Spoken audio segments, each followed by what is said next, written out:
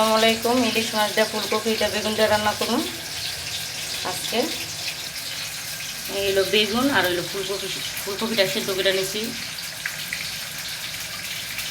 ইলিশ মাছের লিগে বেশি মশলা লাগে না, শুধু পেঁয়াজের লগে কাঁচামরিচ আর হইলো সরষে ব্লেন্ডার করে রাখছিলাম, তা দিয়ে দিলাম আর কাঁচামরিচ আর পেঁয়াজ দিয়ে দিলাম আর এই অল্প একটু হলুদের ফাঁকি দিলাম,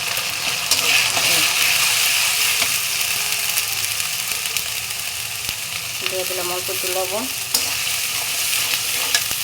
পাঙ্গাস মাছ ভেজে নেব, সব মশলা দিয়ে দিছি, হলুদ মরিচটা মাখাই নিব আর ইলিশ মাছের মশলা দিয়ে কষানো হয়ে গেছে।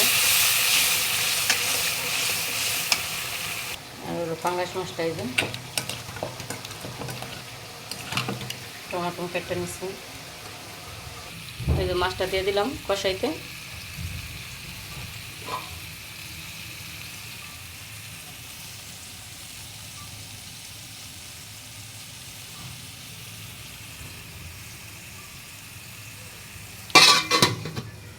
এই যে মাছটা কষানো হয়ে গেছে।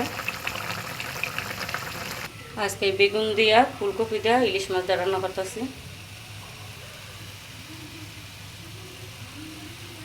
এই মাছটা কষাই নিয়েছি আগে থাকতে,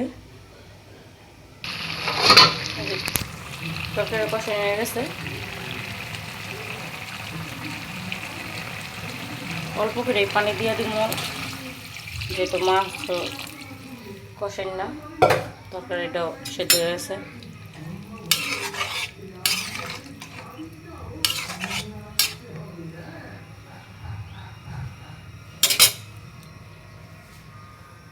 এই টমেটোটা দিয়ে দিলাম উপরে দিয়ে,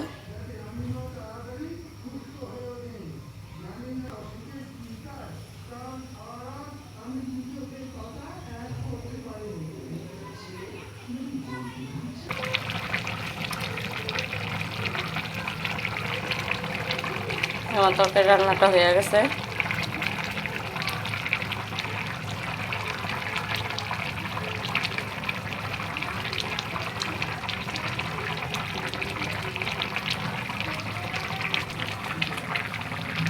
এই ইলিশ মাছ দিয়ে বেগুন দিয়ে ফুলকপি দিয়ে টমেটো দিয়ে রান্না করলাম। যদি রেসিপিটা ভালো লাগে অবশ্যই সবাই লাইক কমেন্ট শেয়ার দিয়ে পাশে থাকবেন। আর কি বলবো, বলার কিছু নাই।